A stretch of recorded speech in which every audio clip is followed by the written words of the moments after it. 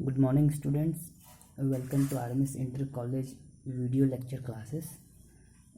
Today we are going to study the fifth chapter of Flamingo book, which is Indigo, written by Louis Fisher. First of all, we will study about the writer. Louis Fisher was an American writer born in Philadelphia, which comes under the Pennsylvania, USA. एक American writer होने से पहले वो एक American journalist थे जिन्होंने कई books publish की।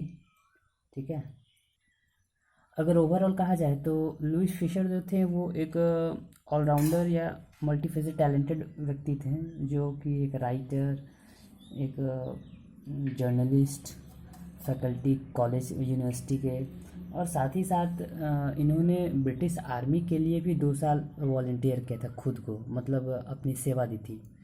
ये थे यूएसए के, लेकिन इन्होंने ब्रिटिश आर्मी के लिए भी अपनी सेवा दी 1918-1920 से। और इन्होंने जर्नलिस्ट जब ये थे उसके दरमियान उन्होंने जब वहाँ से ब्रिटिश आर्मी जब छोड़ के आए तो उन्होंने जर्नलिज़म का काम स्टार्ट किया और न्यूयॉर्क टाइम्स के लिए, द सैटरडे रिव्यू के लिए, ठीक है, उन्होंने लिखा। और साथ ही साथ उन्होंने कई यूरोपियन और एशियन पब्लिकेशन के लिए भी इन्होंने लिखा। इनकी प्रमुख जो मुख्य क्या बोलते हैं कि राइटिंग्स थी, उसमें सबसे फेमस हुई इनकी the life of Mahatma Gandhi, जो 1950s में आई, और द गॉड दैट फेल्ड। और इन्हीं 2 बुक्स पर आगे जाके 1982 में भारत में गांधी बनी, गांधी मूवी। ठीक है, और इस गांधी मूवी को एकेडमिक अवार्ड से नवाजा गया, मतलब कि उसको जिसको हम लोग बोलते हैं कि ऑस्कर अवार्ड से। ठीक है, और चूँकि ये बाद में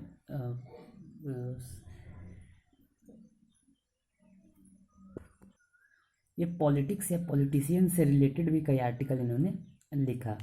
कई सालों तक ये प्रिंसटन यूनिवर्सिटी के फैकल्टी ऑफ भी रहे। ठीक है,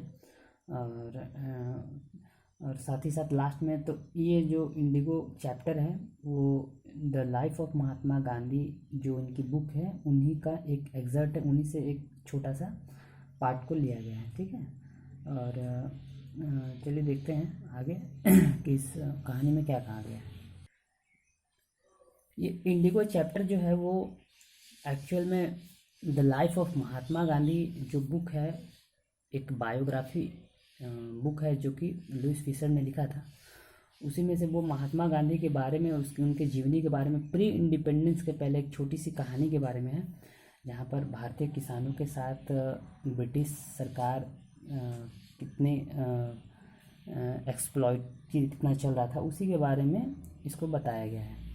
तो the life of Mahatma Gandhi ये बुक है, इसको पब्लिश करने से पहले जब लुइस फिशर भारत आए 1942 में, तो वो सेवाग्राम आए। सेवाग्राम जो है सेंट्रल इंडिया में है, और वो जाके गांधी जी से मिले कि आपने कैसे प्री इंडिपेंडेंस मतलब जो भी है, क्योंकि उस समय तो इंडिपेंडेंस हुआ नहीं था, तो उससे पहले आपने जो भी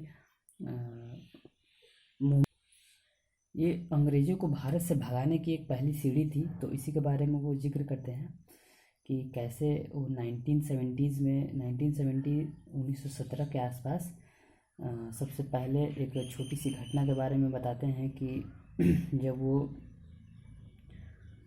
कन्वेंशन चल रहा था, इंडियन नेशनल कांग्रेस का जो अधिवेशन है चल रहा था लखनऊ में, तो कई डेलीगेट्स आए थे। डेलीगेट्स मतलब जो होता है कि किसी भी चीज़ को प्रतिनिधि करते हैं, मतलब प्रतिनिधित्व करते हैं अलग अलग पार्टी को, अलग अलग इस गांव को, उसके बाद स्टेट को रिप्रेजेंटिव, तो वो सब आए हुए थे। हाँ, तो उसी सब लोगों में डेलीगेट्स के बीच में ही एक बेचारा गरीब दीनहीन एक किसान आया हुआ था जिसका नाम राजकुमार शुक्ला था।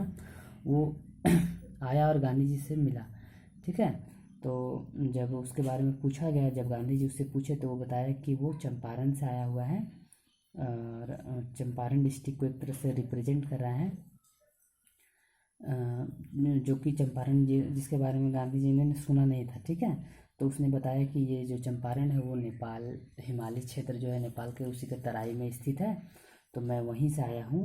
तो वो फिर आगे क्या है कि अपने उसके जो जो भी प्रॉब्लम है वो शेयर करता है गांधी जी से, और बताता है कि चंपारण में क्या है कि जो शेयर क्रॉपर जो है वो काफ़ी परेशान है। ठीक है, गरीब किसान जो हैं वो शेयर क्रॉपर के साथ किसान क्या है कि उनका कुछ पार्ट जो है वो अंग्रेजी सरकार जो है वो बेयर करती है, मतलब वो जो भी अपना लगाते हैं उसका लगान देते हैं। अपनी खेती का कुछ हिस्सा जो है वो अंग्रेज़ों को देना पड़ता है न चाहते हुए भी। किसान जो है वो गरीब हैं, मेहनत करते हैं, लेकिन वो अपने क्या करते हैं खेती का कुछ हिस्सा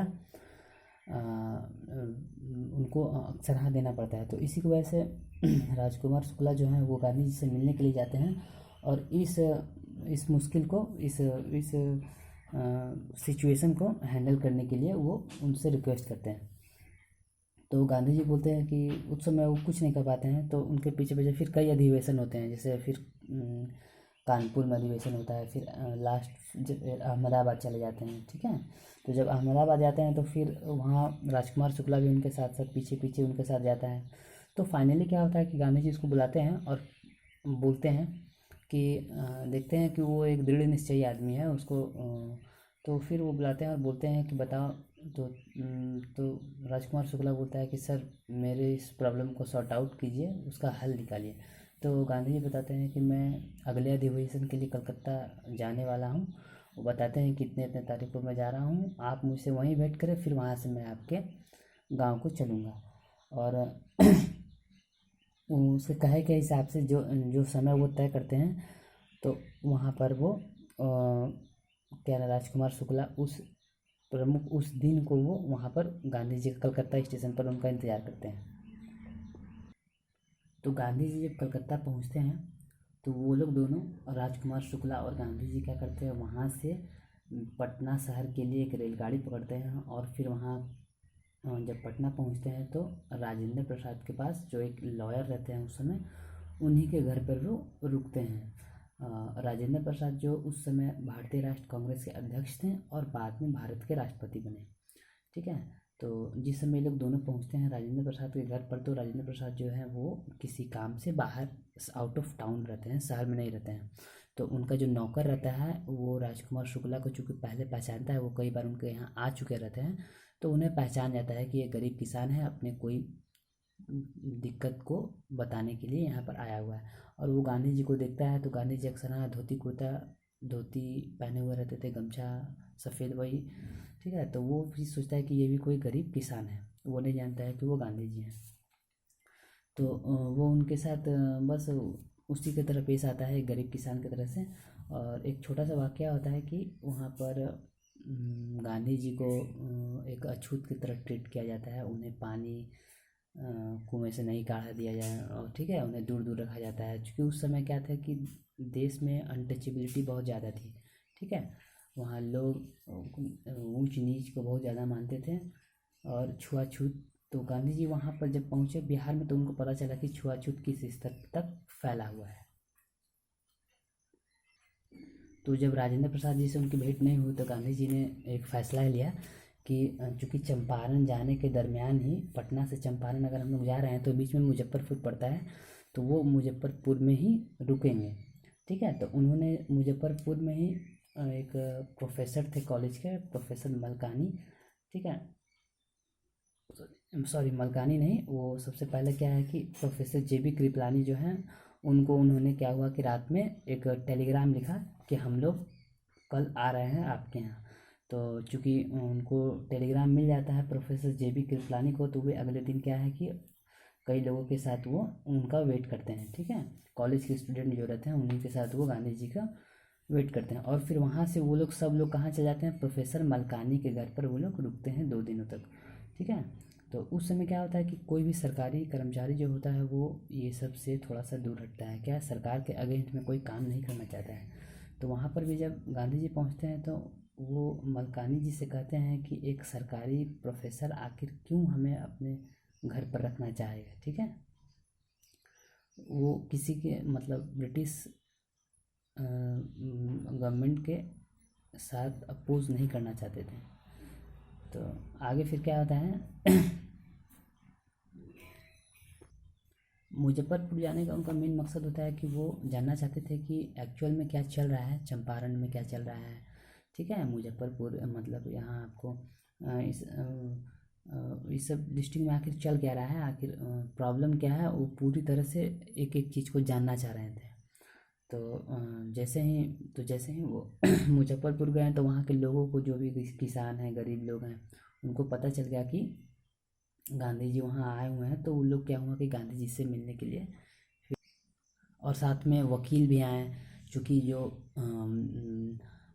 ब्रिटिश गवर्नमेंट के अगेंस्ट जो केस चल रहा था, तो वो कौन थे, वो वकील लोग ही हैंडल कर रहे थे। तो वो भी क्या है कि गांधी जी से मिलने के लिए आए। गांधी जी उनको न्योता दिए कि आप लोग आइए और इस केस की पूरी स्टडी हमें बताइए कि आखिर चल क्या रहा है, प्रॉब्लम क्या है। ठीक है, तो जब उनको पता चला कि वकील गरीब किसानों का इस केस को लड़ने में काफ़ी पैसा ले रहे हैं, तो वो डांटते हैं, मतलब वकील लोग को डांटते हैं कि आप इन गरीब लोगों से आखिर पैसा क्यों ले रहे हैं, बेचारे से ये खुद अपना भरण पोषण नहीं कर पा रहे हैं और आप इनसे केस लड़ने के लिए पैसे को डिमांड कर रहे हैं। ठीक है, तो वकीलों ने उन्हें समझाया, मतलब पूरे हिस्ट्री के बारे में बताया कि चंपारण में चल क्या रहा है, गरीब किसानों और ब्रिटिश गवर्नमेंट के बीच में क्या चल रहा है।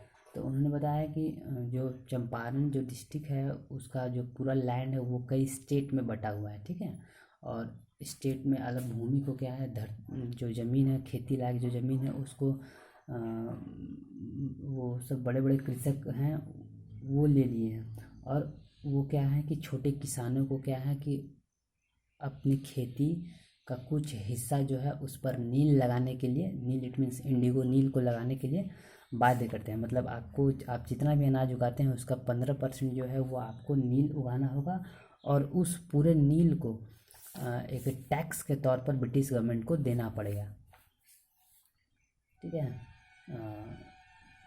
मतलब 15% वो नील की खेती है, पूरी तरह से आपको एनी हाउ आपको करना ही करना है, वो मैंडेटरी है। तो लेकिन फिर होता क्या है कि पता चलता है कुछ दिन के बाद कि जर्मनी जो है वो क्या होता है कि सिंथेटिक इंडिगो बना लेता है। सिंथेटिक मतलब मैन मेड, मानव निर्मित इंडिगो नील का खेती, मतलब पता उसको चल जाता है कि कैसे किया जाता है। क्योंकि पहले क्या था कि जब अंग्रेज़ भारत में आए तो कई चीज़ें ऐसी थी जो जिससे उनको काफ़ी फ़ायदा होता है। वो कच्चा माल यहाँ से विदेश ले आते थे, वहाँ से उसको क्या होता था कि उसको फिनिश्ड प्रोडक्ट में बदल कर और पूरी दुनिया में उसको बेचते थे, जिससे उनको काफ़ी पैसा मिलता था। तो इसी तरह नील की खेती भी जो थी वो उस समय काफ़ी पॉपुलर थी। भारत से कच्चा माल जो है ब्रिटिश जाता था, ब्रिटेन जाता था, और वहाँ से वो फिनिश प्रोडक्ट बन के पूरे विश्व में जाता था, और उससे काफ़ी पैसा उनको मिलता था, तो काफ़ी अर्निंग होता था। ठीक है, तो चूँकि जर्मनी ने अब सिंथेटिक इंडिगो को डेवलप कर लिया था, तो वो पुराने वाले जो नील का है वो डिमांड घट गया था, चूँकि कॉस्ट में वो थोड़ा चीपर था जो जर्मन्स ने जो बनाया था।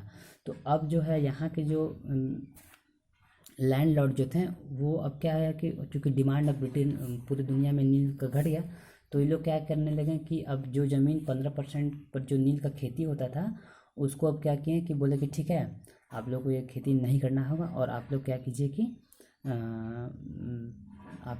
कि आप लोग जब भूमि को अपना लगान मुक्त कर सकते हैं, लेकिन उसके लिए एक नियम को फॉलो करना होगा। तो ये जो 15% वाला टैक्स था, उससे आप पूरी तरह से छूट पा सकते हैं, लेकिन हमको एक मुश्त कुछ पैसा देना होगा। ठीक है, लैंडलॉर्ड जो थे उनको एक मुश्त कुछ पैसा देना होगा। तो कई ऐसे किसान थे कि थोड़ा सा पैसे वाले थे, तो उन लोगों ने क्या किया क्या अपना टैक्स फ्री होने के लिए अंग्रेजों से कॉन्ट्रैक्ट साइन करवा लिया, पैसे दे के कॉन्ट्रैक्ट साइन। लेकिन कई लोग बहुत ही गरीब थे जो कि पॉसिबल जिनको नहीं था, तो वो चाह रहे थे कि किसी तरह हमें भी छुटकारा मिल जाए। तो सबसे पहले उन्होंने अपनी शुरुआत कहाँ से की कि लैंडलॉर्ड के जो सेक्रेटरी, जो सचिव था, उसको उन्होंने उनसे जाकर गांधी जी ने भेंट किया। तो उस सचिव ने कहा कि नहीं, आपको मैं कोई भी जानकारी नहीं दे सकता हूँ, क्योंकि आप क्या है कि एक बाहरी आदमी है, आप बिहार से बिलोंग्स नहीं करते हैं, आप गुजरात से आए हुए हैं, तो मैं आपको इसकी जानकारी नहीं दे सकता हूँ। तो फिर वहाँ से गांधी जी कहाँ चले गए, ब्रिटिश ऑफिशियल कमिश्नर के पास चले गए, जो चूँकि उस समय जहाँ गांधी जी स्टे रह रहे थे वो क्या था, एक तिरहुत ब्लॉक था, तिरहुत डिवीज़न था। तो वहाँ के जो कमिश्नर थे, तो कमिश्नर ने कहा कि उन्होंने कहा कि आप जल्दी से जल्दी तिरहुत को छोड़ के चले जाइए, नहीं तो आपके लिए ये हानिकारक होगा। ठीक है, मतलब एक तरह से थ्रेट, धमकी दिया उन्होंने गांधी जी को। तो गांधी जी ने क्या है कि तिरहुत ब्लॉक तो नहीं छोड़े वो, लेकिन वो क्या है कि वहाँ से चूँकि वहाँ से वो कहाँ चले गए, मोतिहारी चले गए, जो चंपारण डिस्ट्रिक्ट का जो ये था, राजधानी था, वहाँ पर चले गए। और वहाँ पर क्या है कि जब वो पहुँचे तो काफ़ी वकील लोग उनके साथ आ गए, और रेलवे स्टेशन पर जब वो उतरे तो काफ़ी भीड़ भाड़ हो गया। और उसके बाद क्या है कि वहाँ से वो उस ब्लॉक के डिस्ट्रिक्ट मजिस्ट्रेट से या फिर जिससे भी मिलने के लिए वो जाने लगे। ठीक है, तो उस जाने के दरमियान ही क्या हुआ, बीच में एक सरकारी कर्मचारी, मतलब एक पुलिस का आदमी आया और उनको बोला कि आप आगे नहीं जा सकते हैं, आप यहाँ से वापस अपने घर को चले जाइए। ठीक है, और उस सरकारी कर्मचारी ने क्या किया कि उन्हें एक लेटर दिया जिसमें लिखा हुआ था कि आप जल्दी से जल्दी यहाँ से चले जाएं। लेकिन गांधी जी ने फिर क्या किया कि एक उसी लेटर के रिस्पॉन्स में क्या है कि लिखा कि वो वहाँ से नहीं जाएंगे, बल्कि वो क्या है कि इसको डिसओबीडियंस, एक तरह से वो उसके अवज्ञा कर देंगे, उस चीज़ को नहीं मानेंगे, उस सरकारी जो आदेश आया है उस आदेश का अवज्ञा करेंगे, उसको अवमानना करेंगे। ठीक है, तो जब उन्होंने गवर्नमेंट ऑर्डर को डिनायल कर रिफ्यूज़ कर दिया, तो उसके अगेंस्ट में क्या है, गांधी जी के अगेंस्ट में अगले दिन क्या है कि कोर्ट में पेश होने के लिए कहा गया कि आप क्या है कि अगले दिन कोर्ट में पेश हुई, आपके ऊपर अब मुकदमा चलेगा। ठीक है, तो अगले दिन उनको कोर्ट में बुलाया गया। अगले दिन क्या हुआ कि सुबह उस दिन मतलब अगले दिन उनको मोतिहारी मजिस्ट्रेट के पास उनको पेश होना था गांधी जी को। लेकिन उसी के एक दिन पहले ही रात में उन्होंने क्या है, राजेंद्र प्रसाद को एक टेलीग्राम किया कि आप लोग, आपके पास जितने भी इन्फ्लुएंस आदमी हैं, आपके पास जितने भी पहचान के बड़े बड़े आदमी हैं, उनके साथ आप यहाँ पर चंपारण ये क्या बोलते हैं कि मोतिहारी आ जाइए। ठीक है, तो अगले दिन जैसे ही गांधी जी जाने लगे मोतिहारी के लिए, तो काफ़ी भीड़ लग गई, काफ़ी लोग आ गए उनसे भेंट करने के लिए, काफ़ी किसान आ गए, वकील आ गए। वो क्या है कि उनसे भेंट कर, और क्योंकि क्या था ना, उस समय प्री इंडिपेंडेंस के पहले गांधी जी जब साउथ अफ्रीका में थे, तो उनका एक वाक़या था कि वहाँ उन्होंने इंडियंस को